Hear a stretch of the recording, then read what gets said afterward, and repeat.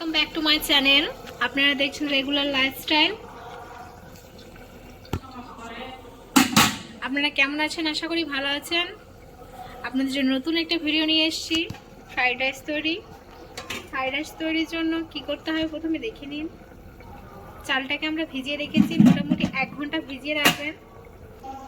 1 KG চাল আমরা ভিজিয়ে রেখেছিলাম 1 ঘন্টা।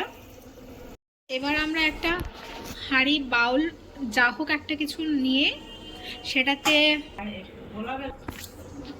জল নেওয়ার পর এটাতে সামান্য স্বাদ মতো লবণ, রিফাইন্ড অয়েল, সামান্য লেবু আর কয়েকটা তেজপাতা আমরা দিয়ে দিয়েছি।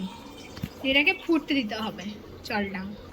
এরপর আমরা কুচি কুচি করে গাজর, বিনস, বরবটি, মটরশুঁটি, ক্যাপসিকাম এইসব সবজিগুলোকে কেটে সামান্য লবণ দিয়ে সেদ্ধ করে নিয়েছি। আগে থেকে ধুয়ে রাখা, ভিজিয়ে রাখা চালটা এবার আমরা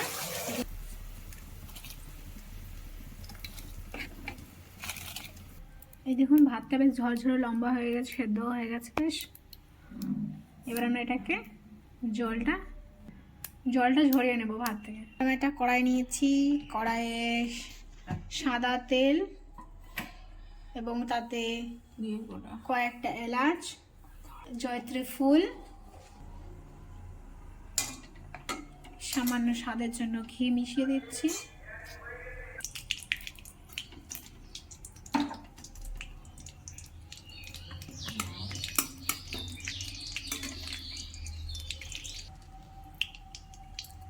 এতে আরও দিয়ে দিচ্ছি আমরা দারচিনি, লবঙ্গ, এবার এতে দিয়ে দিচ্ছি কিশমিশ, কাজু,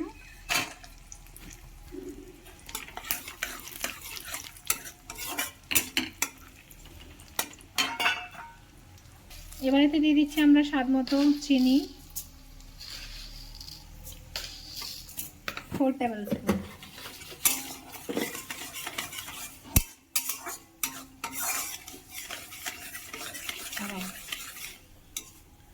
এবার আগে থেকে কেটে রাখা সবজিগুলো, সেদ্ধ করে রাখা, সেগুলো আমরা দিয়ে দিচ্ছি।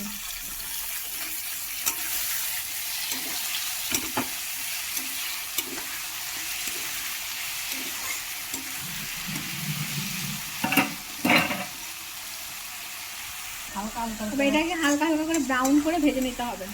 এবার আমরা ভাতগুলোকে দিয়ে দিচ্ছি। এই দেখুন, ভাতটা বেশ সুন্দর লাগছে দেখতে। এর উপরে হালকা একটু ঘি ছড়িয়ে দিয়েছি আমরা। দেখুন, আমাদের ফ্রাইড রাইস তৈরি হয়ে গেছে। আপনারা চাইলেই খুব সহজে বাড়িতে ফ্রাইড রাইস তৈরি করে নিতে পারেন। সুস্থ থাকুন, ভালো থাকুন। আর ভিডিওটি ভালো লাগলে লাইক করে দেবেন, কমেন্ট, শেয়ার, সাবস্ক্রাইবও করবেন চ্যানেলটা।